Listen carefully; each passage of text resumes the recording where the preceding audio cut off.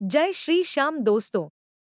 The Fortune diaries में आज हम एक ऐसी घटना के बारे में बात करेंगे जिसे सुनकर आपकी आंखों में आंसू आ जाएंगे। ये कहानी है बाबा श्याम के अनन्य भक्त आलू सिंह जी की, जिनसे मिलने बाबा खुद मंदिर की चौखट लांघ कर बाहर आ गए थे। कथा। भक्त आलू सिंह जी का एक नियम था, वे तब तक अन्न का एक दाना भी मुंह में नहीं डालते थे जब तक बाबा श्याम को भोग न लगा दें। एक बार वे खाटू धाम की पैदल यात्रा पर निकले। चलते चलते रात हो गई और वे एक घने जंगल में पहुंच गए। उनके पास खाने को कुछ नहीं था, पर उनका संकल्प अटल था। वे एक पेड़ के नीचे बैठ गए और रोते हुए बोले, बाबा, मैं तो भूखा रह लूंगा, पर बिना आपको भोग लगाए मैं कैसे खाऊं? आज आप भी भूखे रह गए ना? तभी उस घने अंधेरे में नीले घोड़े की टापें सुनाई दी। एक तेजस्वी योद्धा नीले वस्त्र पहने वहां प्रकट हुआ। उसके हाथ में एक सोने की थाली थी जिसमें गर्मागर्म भोजन था। उस योद्धा ने कहा, आलू सिंह, लो भोजन करो, तुमने मुझे याद किया और मैं आ गया। जब तक तुम नहीं खाओगे मैं भी भूखा रहूंगा। आलू सिंह जी ने बड़े प्रेम से भोजन किया।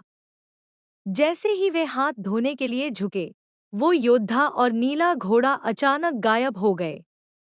आलू सिंह जी समझ गए कि ये कोई और नहीं, स्वयं उनके सांवरिया सरकार थे। जब वे खाटू मंदिर पहुंचे तो उन्होंने देखा कि बाबा के चरणों में वही थाली रखी थी जिससे उन्होंने भोजन किया था।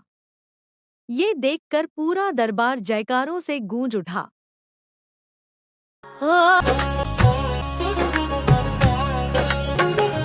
खाटू की गलियों में गूंजे एक ही नाम की धारा, आलू सिंह सा भक्त न कोई, बाबा जिसका सहारा।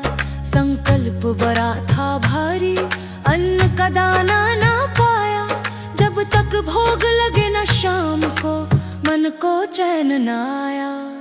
घोर अंधेरा जंगल था और राह भटक गया प्यारा, भूख से व्याकुल अखियां रोई, तुझको ही पुकारा। कैसे खाऊं मैं बिन तुम्हारे, रोने लगा वो दीवाना। तभी सुनाई दी टाप घोड़े की, बदला सब अफसाना। अंत बदला सब अफसाना, अंत बदला सब अफसाना। नीले वस्त्र में योद्धा आया, थाली हाथ में लाया। खाओ भक्त तुम प्रेम से खाना, कहकर वो मुस्कुराया। थाली धोने झुका जो प्रेमी, योद्धा गायब पाया। समझ गया वो नीले वाला, लीला रचा कर आया। मंदिर के जब पट खुले तो सबने ये चमत्कार देखा, बाबा के चरणों में रखी थी वही प्रेम की रेखा। ओ मेरे नीले के असवार, सुन ली भक्त की पुकार। दौड़ के आए खाटू वाले, कर दिया बेड़ा पार। हरि कर दिया बेड़ा